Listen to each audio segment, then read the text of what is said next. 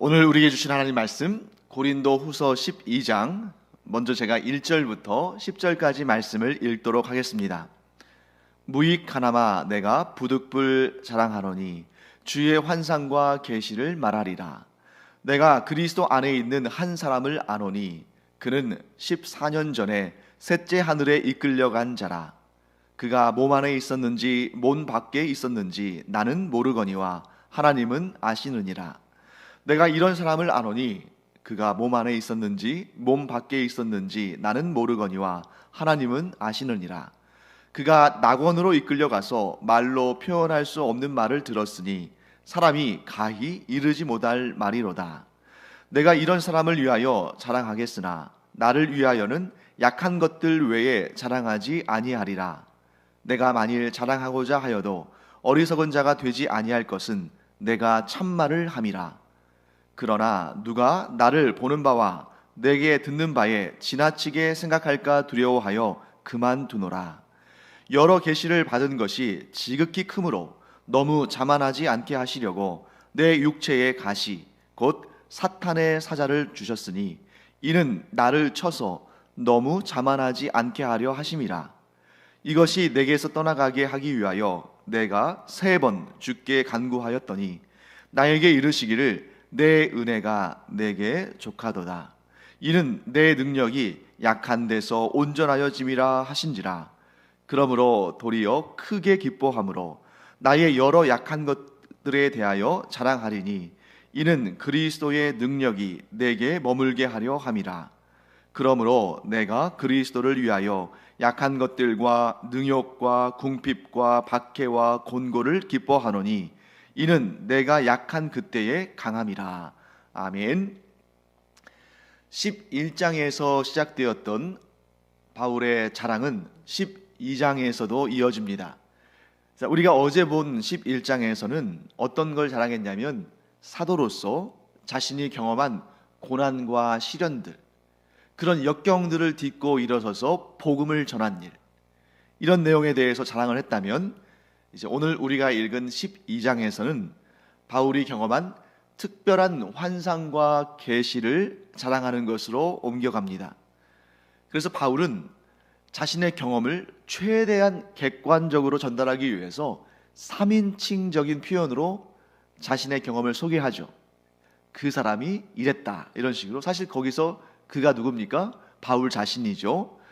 바울이 14년 전에 셋째 하늘에 이끌려간 적이 있었습니다. 상당히 오래된 일이죠. 14년 전에 셋째 하늘에 이끌려간 적이 있었는데 아마 이때는 바울이 굉장히 초창기, 그러니까 사도의 사역의 초창기의 일이라고 볼 수 있죠. 지금 이 고린도 후서를 쓰는 때가 대략적으로 주후 56년 정도 되니까 이로부터 14년 전이면은 그가 나이가 그렇게 많지 않은 그런 상태였다는 거죠. 그렇기 때문에 주후 56년에 14년 전이면 42년경이죠. 그러니까 이 사도 바울이 사도로서의 부르심을 받은 지 얼마 되지 않았을 때에 이런 환상과 계시를 보았다라고 우리가 볼 수 있습니다. 자, 그때 자신이 몸 안에 있었는지 자신이 몸 밖에 있었는지 모르겠다. 이 얘기는 뭐냐면 자기가 뭐 예를 들어서 잠들어 있거나 혹은 입신의 경험을 통해서 자기의 영혼만이 그 낙원에 올라가서 하나님 나라의 모습을 보고 그 하나님이 주시는 그런 놀라운 계시를 들었다, 그런 것일 수도 있고, 아니면 정말 하나님께서 엘리야나 에녹이나 이런 사람들이 그 육신을 가지고 승천한 것처럼 그와 같이 자기가 몸과 영혼이 하나인 채로, 그러니까 잠들어 있는 상태나 또 입신한 상태나 이런 상태가 아니라 정말 몸이 붕 떠서 이렇게 휴거하듯이 떠서 이 낙원에 갔는지 자신은 모르겠다. 그러나 하나님만 아실 것이다 하고 고백하고 있습니다. 그러면 셋째 하늘, 바울이 경험한 셋째 하늘은 어떤 곳인가? 이 굉장히 셋째 하늘이라는 표현이 우리에게는 생소하고 호기심을 자극할 만한 것이기 때문에 여기에 대해서 많은 상상과 많은 견해들이 있을 수 있죠. 그런데 너무 지나친 추측, 너무 지나친 상상은 항상 위험할 수 있기 때문에 우리는 어떻게 했든지 간에 우리가 알기 어려운 또는 좀 이해하기 어려운 또 이상하다 싶은 그런 표현들이나 단어나 개념이 있으면 항상 가까운 문맥에서 그 뜻을 찾으려고 노력해야 됩니다. 자, 오늘 본문에서 이 셋째 하늘을 지칭한 다른 용어가 있죠. 그건 무엇입니까? 낙원입니다. 예수님께서 십자가에 달려 돌아가실 때에 그 한편의 강도, 곧 예수님을 시인한, 예수님을 영접한 그 한편의 강도에게 뭐라고 말씀하시냐면 네가 오늘 나와 함께 낙원에 있으리라 하셨잖아요. 그러니까 그곳은 어떤 곳이냐면 아주 간단하게 말씀드리면 하나님이 계시는 곳, 성부 하나님이 그 영광의 보좌에 앉아 계시고 또 성자 예수님이 그 보좌의 우편에 계시는 그곳, 곧 거룩하신 하나님이 계신 곳. 또 이렇게 표현할 수도 있습니다. 죄가 없는 곳. 자, 이 세상에는 죄가 없는 곳이 없잖아요. 죄와 사탄의 권세가 있는 이곳은 결코 셋째 하늘일 수 없습니다. 죄 없는 곳, 오직 하나님의 거룩하심만, 하나님의 그런 놀라우신 영광만 있는 곳이 바로 셋째 하늘이다. 그런데 왜 사도 바울은 셋째 하늘이라는 표현을 썼냐면 이 당시의 사람들의 눈높이에 맞춰서 그들의 세계관, 그들의 우주관을 통해서 설명하기 위해서 말한 것입니다. 그래서 대략적으로 이런 설명들을 많이 하죠. 첫째 하늘은 우리가 육안으로 보는 그런 하늘, 그러니까 물리적인 하늘. 둘째 하늘은 영적인 존재들이 머무는 곳, 그것이 천사들이든 또는 죽은 자의 영혼이든 그 사람들, 그 당시의 사람들의 세계관입니다. 그리고 셋째 하늘은 거룩하신 하나님의 처소, 이렇게 생각했는데 우리가 굳이 그렇게 그 당시의 사람들의 세계관이나 우주관에 따를 필요는 없고 그것은 그 당대의 것이니까 우리 이렇게 이해하면 되겠습니다. 셋째 하늘이라는 것은 오늘 본문에 나오는 또 다른 표현과 같이 낙원이며 그것은 우리가 말하는 천국이고 또 하나님의 영광이 머무시는 것이고 죄와 사망의 권세가 감히 범접하지 못하는 곳이다. 이렇게 정리하면 되겠습니다. 이때 바울이 받은 계시는 말로 설명할 수 없는 놀라운 것이었습니다. 자, 여러분, 만일 우리가 다른 사람은 알지 못하는, 그런데 오직 나만 아는 그런 특별한 계시, 그것도 이 땅에 속한 내용이 아니라 거룩하신 하나님의 계시는 그 천국에 관한 내용, 이러한 놀라운 하나님의 계획, 하나님의 말씀을 우리가 그 계시를 우리가 받았다면 그것을 받고서 자만하지 않을 수 있는 사람, 즉 자신이 특별한 존재라고 생각하지 않고 자신을 평범한 존재로 여길 사람은 사실 아무도 없었을 거예요.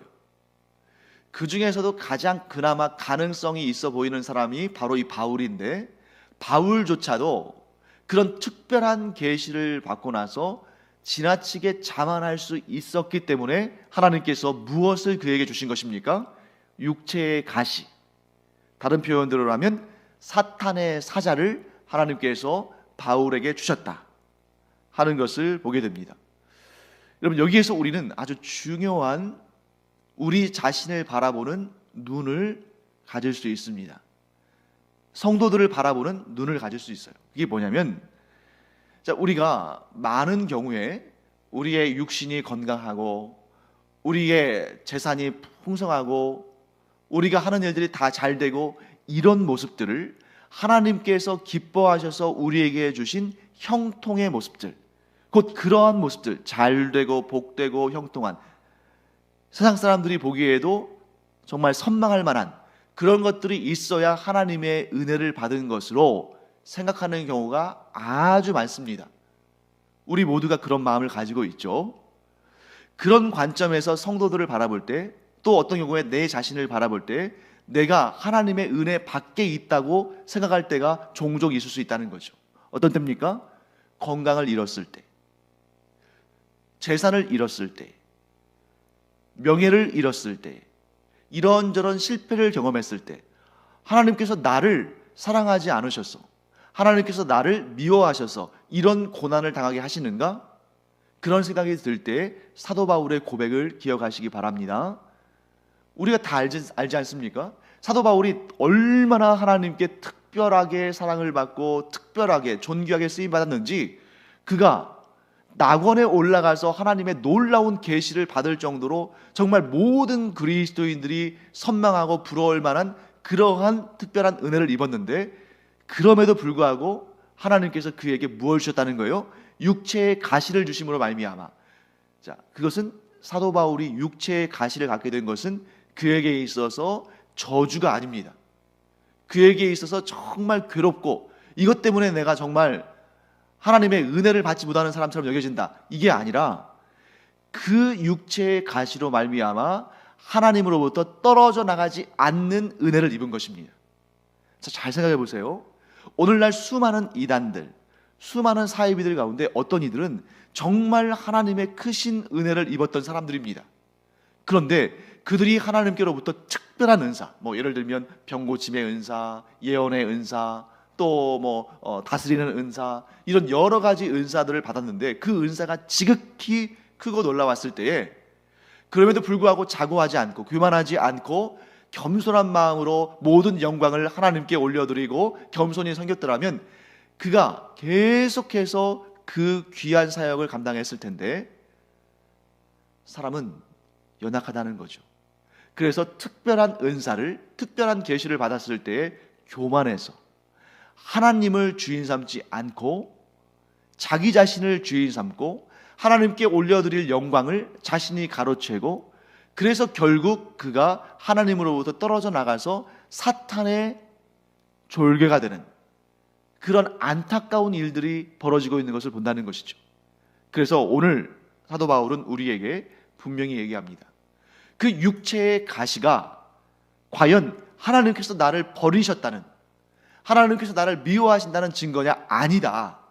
오히려 내가 그 육체의 가시로 말미암아 마음이 가난해지고 곤고해지고 약해질 때 도리어 하나님께서 그 약함을 통해서 강한 역사를 이루시고 하나님께서 나를 진정한 강한 사람으로 만드신다.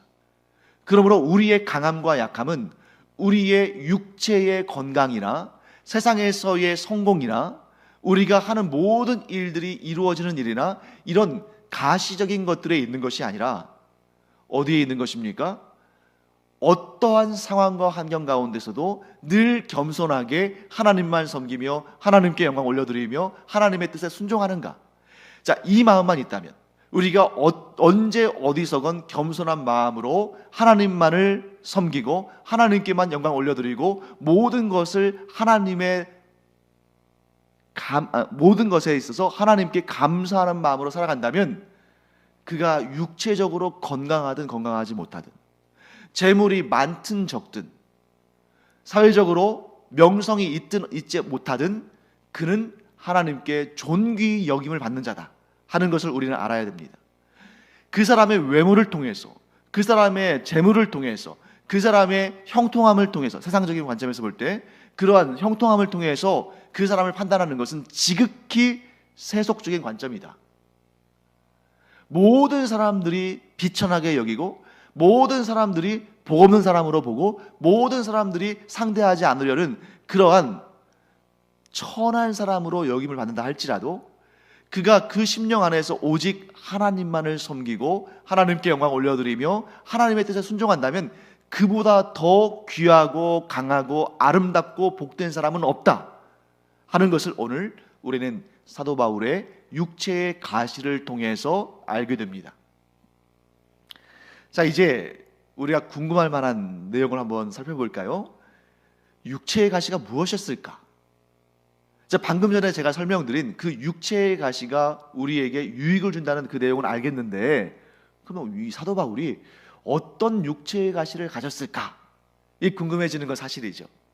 거기에 대해서도 공부를 많이 한 학자들도 그게 궁금했어요. 그래서 많이 연구를 하는데 사도 바울이 직접적으로 하나님께서 내게 주신 육체의 가시는 이것이다 라고 명확하게 밝힌 적이 없기 때문에 추측할 수밖에 없습니다. 여기저기의 내용들을 참고해서. 그래서 가장 많은 사람들은 이 사도 바울의 육체의 가시가 지극히 고통스러운 아주 지긋지긋한 고질병인 낫지 않는 안질이었다라고 말하는 경우가 있습니다. 갈라디아서 6장 11절을 보면 어떤 말씀이 있냐면 사도 바울이 갈라디아에 보내는 편지글에 이렇게 말합니다. 내 손으로 너희에게 이렇게 큰 글자로 쓴 것을 보라. 내 손으로 글자를 크게 써서 너희에게 편지를 보냈다. 이런 내용이죠. 자, 이것이 사도 바울이 아주 극심한 안과 질환을 앓았다는 근거가 된다라고 보는 것입니다. 왜냐하면 오늘날에야 여러분 우리가 종이가 얼마나 흔합니까? 사실 오늘날에는 종이도 필요 없죠. 이메일로 딱 보내고 또 문자로 전송하고 또 SNS로 보내고 하면 되잖아요. 종이도 너무 이제는 싸졌죠. 그러니까 큰 종이에다가 큼직하게 써서 보내도 아무 문제가 없는데 이 2000년 전의 이 시대는 편지를 쓰려면 제일 고급스러운 것은 양피지.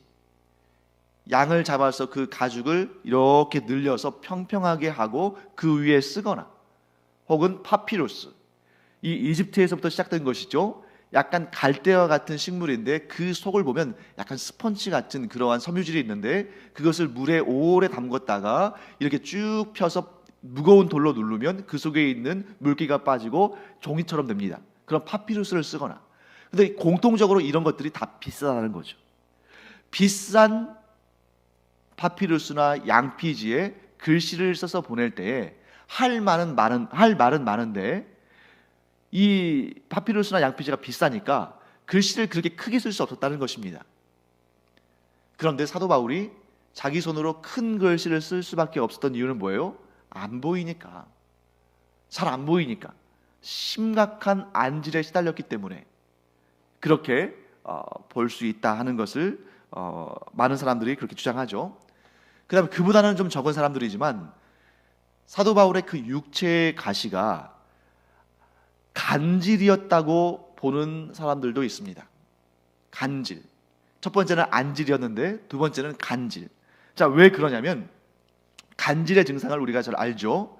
평소에는 아무런 증상이 없다가 갑자기 자기도 모르고 다른 사람들도 모르게 갑자기 정신을 잃거나 혹은 발작을 일으킵니다. 그때 이 발작을 일으키는 모습이 마치 사탄이 그를 괴롭히는 것처럼 보일 수 있어요.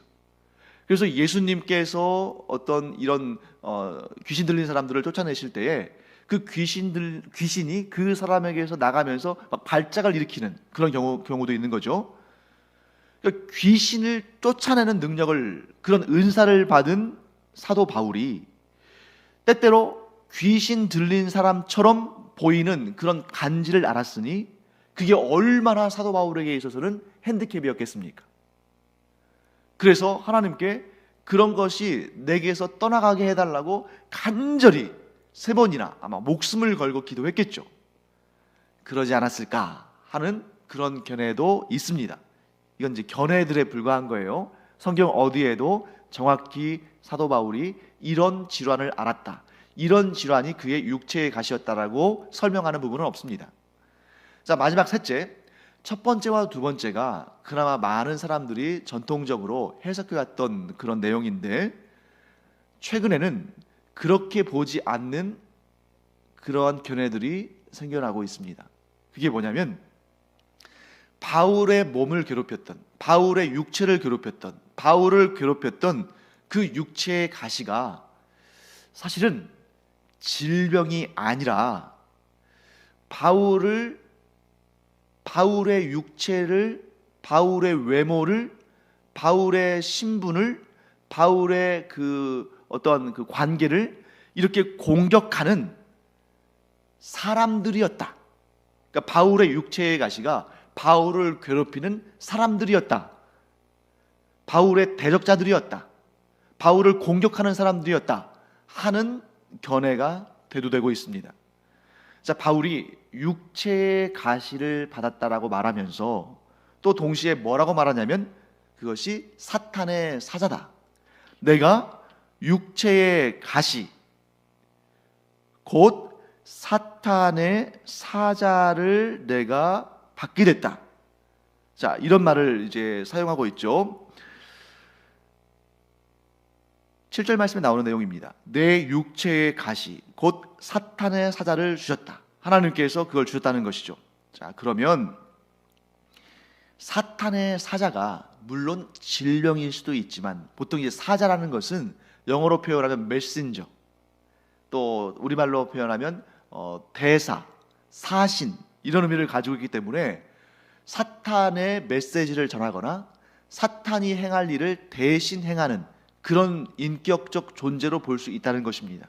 물론 그것이 육체의 질병일 수도 있지만, 그래서 실제로 사도 바울의 사역들을 돌아보면 사도 바울이 많은 사람들에게 환영을 받기도 했지만 우리가 잘 알다시피 가는 곳마다 바울을 대적하는 사람들의 방해를 받았고 또 그들의 공격을 받았고 그들의 조롱과 비난을 받았습니다.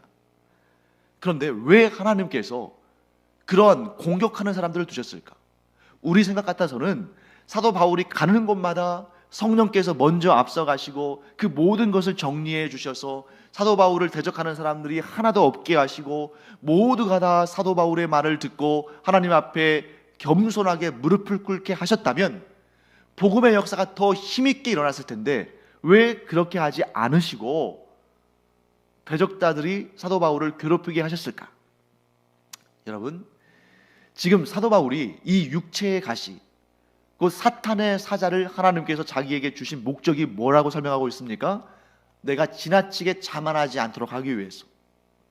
내가 자만하면 나도 손해고 하나님도 손해니까. 나는 하나님의 사역을 감당하지 못하고 사탄에게 넘어가게 될 것이고 또 하나님은 나를 부르셔서 이방인을 위한 복음 증거에 일하게 하셨는데 내가 하나님의 나에게 주신 사명을 감당하지 못하면 하나님께도 손해니까 하나님께서 나를 가장 잘 사용하시기 위해서 나를 스스로 교만하지 않도록 하셨는데 그 스스로 교만하지 않도록 하신 일에 있어서 나의 대적자들을 사용하셨다.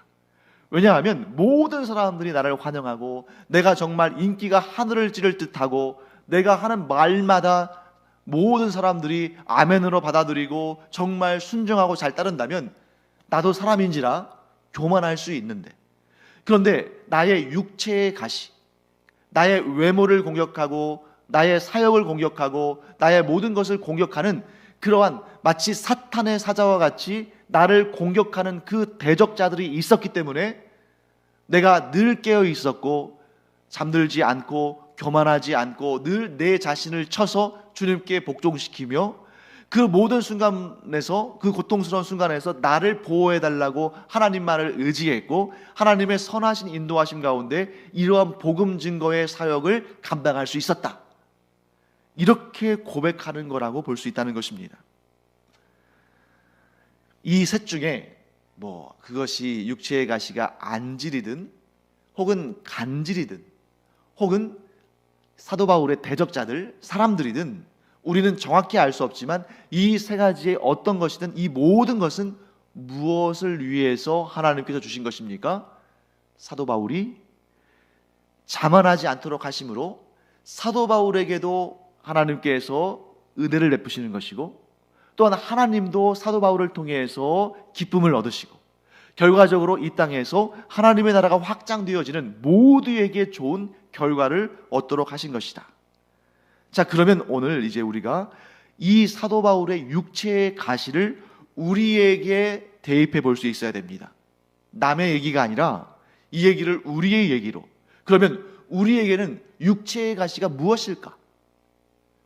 우리 내면에 있는 것일 수도 있고 우리의 외모에 있는 것일 수도 있고 우리의 밖에서 우리를 공격하는 사람이나 환경이나 상황일 수도 있고, 그러니까 모든 것일 수 있습니다. 그런데 우리는 사도 바울이 그랬던 것처럼 이것을 내게서 제하여 주시기를, 없애주시기를 간절히 사모하지만 하나님은 사도 바울에게 하신 말씀과 동일한 말씀을 우리에게 하실 수 있다. 네가 약할 때 도리어 나의 강함이 네 안에서 역사하는 것이다. 네가 이 세상을 떠나서 천국에 이르면 그 약함은 다 사라지겠지만 오히려 이 세상을 살아가는 동안에는 그 약함이 너에게는 가장 좋은 내가 준 선물이다. 하나님은 이렇게 말씀하신다는 거죠. 이런 관점을 우리가 가지면 사도 바울이 3번이나 간절히 구했지만 하나님의 그 음성을 들은 다음에 더 이상 그 육체의 가시를 없애달라고 기도하지 않은 것처럼, 구하지 않은 것처럼 우리 역시, 물론 우리도 이런 질병을 치료해 주시기를, 이런 문제를 해결해 주시기를, 또 이러한 연약함을 고쳐 주시기를 간절히 구하지만, 그러나 하나님께서 우리에게도 얼마든지 그렇게 말씀하실 수 있다는 거죠. 네가 가지고 있는 그 문제가 너에게는 고통스럽고 또 좋지 않아 보일 수 있고, 때로는 내가 너에게 진노하는 것처럼, 벌을 내리는 것처럼 그렇게 여겨질 때도 있지만, 그러나 그것이 있기 까닭에 네가 깨어있는 것이고, 그것이 있기 까닭에 네가 살아있는 것이다. 무엇보다 그것이 있기 까닭에 네가 내 안에 머무는 것이다. 이렇게 말씀하신다는 것을 우리는 기억해야 됩니다. 자, 이제 그 다음에 11절부터 21절까지 말씀을 한번 읽어보겠습니다. 제가 읽겠습니다. 내가 어리석은 자가 되었으나 너희가 억지로 시킨 것이니 나는 너희에게 칭찬을 받아야 마땅하도다. 내가 아무것도 아니라 지극히 크다는 사도들보다 조금도 부족하지 아니하니라. 사도의 표가 된 것은 내가 너희 가운데서 모든 참음과 표적과 기사와 능력을 행한 것이라. 내 자신이 너희에게 폐를 끼치지 아니한 일 밖에 다른 교회보다 부족하게 한 것이 무엇이 있느냐? 너희는 나의 이 공평하지 못한 것을 용서하라. 보라, 내가 이제 3번째 너희에게 가기를 준비하였으나 너희에게 폐를 끼치지 아니하리라.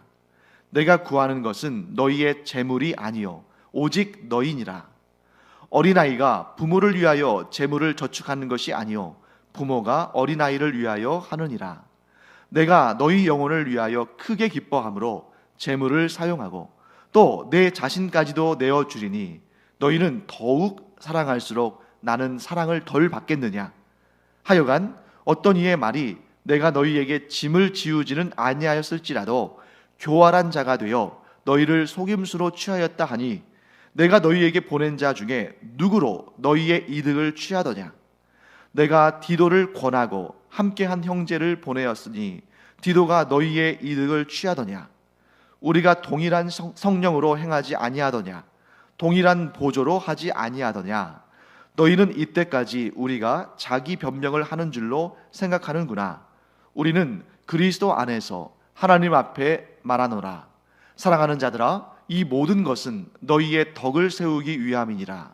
내가 갈 때에 너희를 내가 원하는 것과 같이 보지 못하고 또 내가 너희에게 너희가 원하지 않는 것과 같이 보일까 두려워하며 또 다툼과 시기와 분냄과 당짓는 것과 비방과 수군거림과 거만함과 혼란이 있을까 두려워하고 또 내가 다시 갈 때에 내 하나님이 나를 너희 앞에서 낮추실까 두려워하고 또 내가 전에 죄를 지은 여러 사람의 그 행한 바 더러움과 음란함과 호색함을 회개하지 아니함 때문에 슬퍼할까 두려워하노라. 아멘. 자, 이제 사도 바울은 고린도 교회의 3번째 방문을 준비하고 있습니다. 자, 첫 번째 방문은 주후 50년경에 바울의 제2차 선교 여행 때에 고린도를 방문해서 복음을 전하고 고린도 교회를 개척했을 때, 그때가 첫 번째 방문이고, 두 번째 방문은 그로부터 약 5년 후에 주 55년에 바울이 고린도 전서를 써서 보낸 다음 고린도 교회의 문제를 직접 해결하기 위해서 방문했을 때, 그때 뜻밖의 난관을 경험하죠. 사도 바울을 흔쾌히 영접하지 않는, 그와 거리를 두는, 때로는 그를 음해하는 세력들이 있다는 것을 보고 그가 마음의 상처를 받았습니다. 그리고 이 두 번째 방문 이후에 마게도냐에 가가지고 눈물의 편지, 그 통안의 편지를 보냈죠. 그리고 나서 이제 디도로부터 이 고린도 교회의 문제들이 어느 정도 해결됐다 하는 소식을 듣고 주후 56년경에, 고린도전서는 주 55년경에, 고린도후서는 주 56년경에 다시 그 고린도후서를 써서 보내면서 세 번째 방문할 것을 미리 얘기해 주는 겁니다. 그래서 사도 바울이 고린도 교회에 세 번째로 방문하는 것은 주후 56년 이후에 일이겠죠. 자, 이때 사도 바울이 특별히 신경 쓰는 일이 있었습니다. 그게 뭐냐면 자신을 비방하는 사람들에 대한 그런 음해에 대한 것을 적극적으로 변호하고 그 오해를 불식시키는 일이 매우 중요한 목적이 되고 주제가 됐습니다. 자, 여러분 13절 말씀 보시면 아주 재밌는 표현이 나와요. 자, 12절에 전에 자신이 자랑했던 내용이 나오죠. 내가 너희 가운데서 모든 참음과 표적과 기사와 능력을 행했다. 내가 고통을 당하면서 그걸 참으면서 주님께로부터 받은 그런 말씀을 전하면서 능력과 표적을 행했다. 그리고 나서 13절 말씀에 내 자신이 너희에게 폐를 끼치지 아니한 일 밖에 다른 교회보다 부족한 것이 무엇이 있느냐? 너희는 나의 이 공평하지 못한 것을 용서하라. 여러분, 이 말씀을 심각하게 들으면 안 돼요. 이 말씀은 약간 풍자입니다. 그리고 살짝 비꼬는 말이기도 해요. 자, 너희는 이게 속뜻은 뭐냐면 내가 다른 교회에게 행한 것보다 너희에게 특별한 대우를 행했는데, 그러니까 내가 다른 교회에서 사역할 때는 그들이 나에게 내 생활에 필요한 것, 내 사역에 필요한 것들을 다 공급하면서, 그래서 나는 그것들을 누리면서 사역만 열심히 했는데, 너희 고린도 교회에서는 내가 너희들한테 어떤 것도 얻은 거 없다. 어떤 경제적인 지원도 받지 않았다. 폐를 끼치지 않았다. 도리어 다른 교회들에서 나에게 지원해 준 것을 쓰고 사용하면서 부족한 것들을 그걸로 메꾸면서 너희들에게 사역을 했으니 너희들에게만 내가 특별한 대우를 한 것인데 내가 이렇게 공평하지 못한 것을 용서하라. 살짝 비꼬는, 어떤 비꼬는 거예요? 너희는 다른 교회들보다 특별한 대우를 받았으면서도 오히려 나를 더 대적하는 그런 사람들을 용납했구나. 이렇게 말하는 것으로 볼 수가 있습니다. 자, 그러면 여기서 한 가지만 살펴보겠습니다. 왜 사도 바울은 고린도 교회에 자신을 대적하는 사람들, 그런 견해들, 그런 흐름을 왜 적극적으로 불식시키기 위해서 노력을 했는가? 해명하기 위한 것이 아닙니다. 나에 대해서 너희들이 왜 그렇게 안 좋은 말을 하는 사람들의 말을 듣고 그런 오해를 하고 있느냐 하고 반박하는 것도 아니고 화풀이하는 것도 아니에요. 왜 자신의 사도직에 대해서, 왜 자신의 사역에 대해서, 왜 자신이 복음을 전한 그 일에 대해서 이렇게 적극적으로 해명을 하냐면 그 악한 사람들의 말대로 내가 고린도 교회 사람들에게 이 이익을 취하려고 했다거나 아니 이익을 취하려고 하지는 않았다 할지라도 그 사람들의 마음을 얻기 위해서, 즉 인기를 얻기 위해서 이렇게 했다면, 내가 그런 사람이라면 어떤 문제가 되냐면 내가 전한 복음에도 문제가 있다고 생각할 수 있기 때문입니다. 당연한 거죠. 사도 바울이 그 음해하는 사람들의 그 말처럼 정말 나쁜 사람이라면, 자기의 이익을 위해서 고린도 교회 성도들을 이용해 먹은 사람이라면 사도 바울이 전한 그 복음의 본질에 대해서 사람들은 의심하게 되고 또 그것을 왜곡해서 받아들일 수 있다는 거죠. 사도 바울이 자신의 명예를 위해서 이렇게 해명하는 것이 아니라 오직 사도 바울은 어떠한 음해나 어떠한 비난이나 어떠한 조롱도 얼마든지 감수했을 거예요. 그게 자신의 개인의 문제라면. 하지만 사도 바울은 지금 복음을 수호하기 위해서, 내가 악한 사람으로 받아들여지면 그러면 이 내가 전한 복음이 훼손될까봐, 그 순수성이 훼손될까봐 그 복음을 지키기 위해서 이렇게 적극적으로 변호를 하는 것입니다. 이 사실을 알지 못하고 우리가 이 고린도 후서를 읽게 되면 어떤 생각이 드냐면, 야, 바울이 굉장히 소심한 사람이구나, 바울이 사람들의 평판을 굉장히 신경 쓰는구나, 그렇게 안 봤는데 복음을 위해서 담대하던 바울이 왜 이렇게 마음이 쪼그라들었을까? 그게 아니라는 겁니다.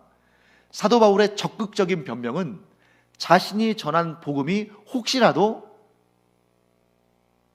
잘못된 복음으로 문제가 될까봐 이 복음의 순수성을 지키기 위해서, 자신이 전한 복음이 얼마나 복되고 은혜롭고 하나님이 주신 은혜의 복음인지를 알리기 위해서 이렇게 적극적으로 변호를 하고 있는 것입니다. 사랑하는 성도 여러분, 오늘날 교회도 마찬가지입니다. 다른 것들은 다 져줄 수 있어요. 아니, 져줘야 됩니다. 세상 사람들이 교회를 향해서 아무리 욕하고 비난한다 할지라도 우리가 그저 기도하면서 감내하기도 하고 이겨내야 됩니다. 하지만 복음을 훼손하는 어떤 시도에 대해서도 우리가 그것에 져주면 안 되죠. 왜냐하면 우리가 복음의 그 순수성을 잃어버리거나 우리가 전하는 복음이 가장 좋은 하나님의 선물이라는 것을, 이 세상 그 어느 것과도 비교할 수 없는 귀한 것이라는 것을 우리가 포기하거나 양보하면 교회는 존재 가치를 잃어버리는 것입니다. 그래서 우리는 모든 것에 있어서 양보하고 모든 것에 있어서 온유하며 모든 것에 있어서 내어주는 자가 되지만 오직 복음만은 우리가 생명을 걸고 지켜야 하는 것이다. 이 사실을 꼭 기억하기 바랍니다. 기도하겠습니다. 하나님, 주님의 은혜를 감사드립니다. 사도 바울처럼 우리가 고난을 당하고 핍박을 당하고 조롱과 멸시를 당한다 할지라도 이 복음, 곧 우리를 구원하신 하나님의 능력이요 그리스도의 생명이 담겨있는 이 복음만은 반드시 그 순수함을 지키며 굴복하지 아니하는, 그 어떠한 공격에도 이 복음을 지키는 일만은 저희들이 결코 지켜내는 그런 저희들 되게 하여 주시옵소서. 그래야 이 세상 사람들이 이 복음을 전해 듣고 구원받을 줄 믿습니다. 이 복음의 절대적인 가치를 우리가 스스로 인정할 뿐만 아니라 우리가 지켜나가는 그러한 복음의 일꾼들이 되게 하여 주시옵소서. 감사드리며 이 모든 말씀 살아계셔서 역사하시는 우리 주 예수 그리스도의 이름으로 축복하며 기도합니다. 아멘.